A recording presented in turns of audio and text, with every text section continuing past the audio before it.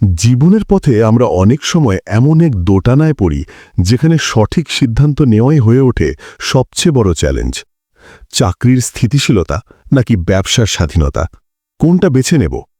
অনেকেই চাকরি করছেন, কিন্তু সেই আয়ে সংসার চালানোই কঠিন হয়ে পড়ছে, তাই ব্যবসার কথা ভাবছেন। আবার কেউ কেউ কোনো কাজ না করলেও ব্যবসা করার স্বপ্ন দেখেন। কিন্তু ব্যবসায় নামার আগে কি কি বিষয় মাথায় রাখা উচিত অনেকেই তা জানেন না। কারণ একটি সফল ব্যবসা দাঁড় করাতে লাগে সময়, ধৈর্য ও সঠিক পরিকল্পনা। আজকের গল্পে আমরা জানব এমন একজন পরিশ্রমী যুবকের জীবন সংগ্রামের গল্প, যিনি ধৈর্য ও পরিকল্পনার মাধ্যমে শিখেছিলেন জীবনের বড় সিদ্ধান্ত নিতে। চলুন গল্পের মাধ্যমে জেনে নিই সেই মূল্যবান শিক্ষাগুলো। একটি ছোট ব্যস্ত শহরে বাস করত ৩০ বছর বয়সী এক যুবক, আমান। সে ছিল ভীষণ পরিশ্রমী, আর তার মনে ছিল অগণিত স্বপ্ন। দিনের বেলা সে একটি কোম্পানিতে সেলসম্যান হিসেবে কাজ করত, আর রাতের বেলা স্থানীয় বাজারে ফুড কার্টে খাবার বিক্রি করত। পরিবারের খরচ চালাতে তাকে যথেষ্ট কষ্ট করতে হতো, যেন স্ত্রী ও ২ সন্তান ভালো থাকে। বেশ কিছুদিন ধরেই আমান তার ব্যবসাকে বড় করার স্বপ্ন দেখছিল, কিন্তু সময়ের অভাব, শারীরিক ক্লান্তি এবং মানসিক চাপ তাকে আটকে দিচ্ছিল। অফিসের চাপও দিন দিন সহ্যসীমার বাইরে চলে যাচ্ছিল। তাই সে ভাবছিল চাকরি ছেড়ে পুরোপুরি ব্যবসায় মনোযোগ দেবে কিনা। কিন্তু ভয় লাগছিল, তার ব্যবসা কি পরিবারের জন্য যথেষ্ট আয় দিতে পারবে? এক রবিবার পরিবার নিয়ে গ্রামে গিয়ে বাবা মায়ের সাথে সুন্দর সময় কাটানোর পর বিকেলে হাঁটতে বের হয় আমান। হঠাৎ তার দেখা হয়ে যায় রহিম সাহেবের সাথে। তিনি একসময় চাকরি করতেন, আর এখন পুরোপুরি নিজের ব্যবসার ওপর নির্ভরশীল সফল উদ্যোক্তা। এটা আমানের মনে নতুন আশা জাগাল। আমান বলল, রহিম সাহেব, আপনার সাথে একটু কথা বলা যাবে? রহিম সাহেব কাজের ফাঁকে তাকে আন্তরিকভাবে বসতে বললেন। আমানের চিন্তিত মুখ দেখে তিনি কারণ জানতে চাইলে আকাশ তার সব সমস্যার কথা খুলে বলল।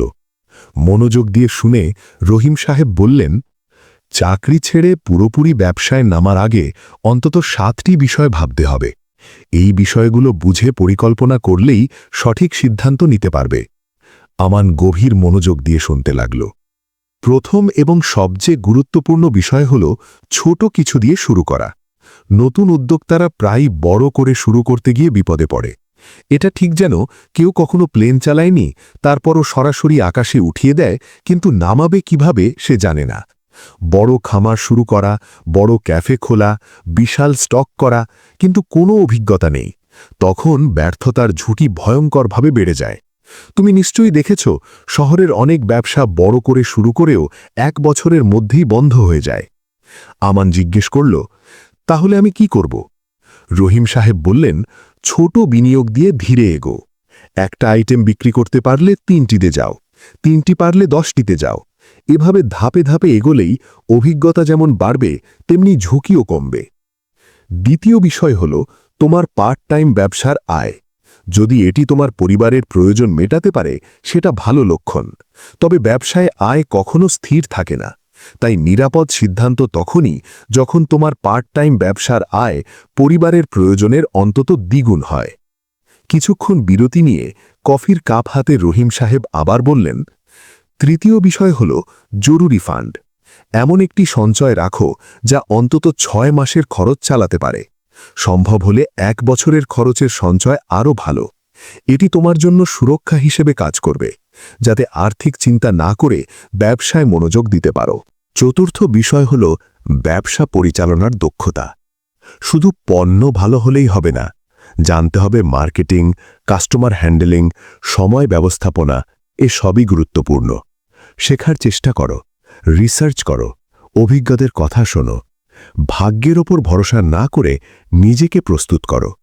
পঞ্চম বিষয় হল দৃঢ় সংকল্প।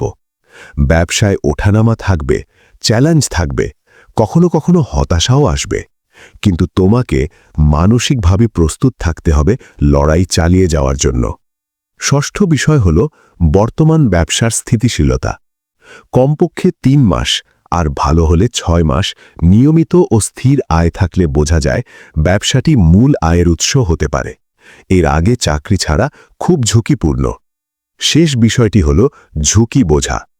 বাজার, প্রতিযোগিতা, চ্যালেঞ্জ সবকিছু বিশ্লেষণ করা জরুরি। ঝুঁকি বুঝলে ক্ষতি কমানো আর লাভ বাড়ানোর কৌশল বানাতে পারবে। রহিম সাহেব জিজ্ঞেস করলেন, তো আমান, এখন কি চাকরি ছাড়ার জন্য প্রস্তুত? আমান একটু ভেবে বলল, এই 7টি বিষয় নিয়ে আমি ভালোভাবে পরিকল্পনা করব। এখনই তাড়াহুড়ো করে সিদ্ধান্ত নেব না। রহিম সাহেব হাসলেন, এই বুদ্ধিদীপ্ত সিদ্ধান্তই তোমাকে সাফল্যের দিকে নিয়ে যাবে। ধন্যবাদ জানিয়ে আমান বাড়ি ফিরে গেল একটি নতুন উপলব্ধি আর দৃঢ় প্রতিজ্ঞা নিয়ে। আশা করি আজকের গল্প থেকে যারা চাকরি ছেড়ে ব্যবসা শুরু করার কথা ভাবছেন তারা গুরুত্বপূর্ণ দিকগুলো বুঝতে পেরেছেন। যদি গল্পটি ভালো লেগে থাকে তবে লাইক, কমেন্ট ও শেয়ার করতে ভুলবেন না। আপনাদের ভালোবাসায় আমাদের আগামী দিনের পাথেয়। ভালো থাকবেন। পরবর্তী গল্পে আবার দেখা হবে। ধন্যবাদ।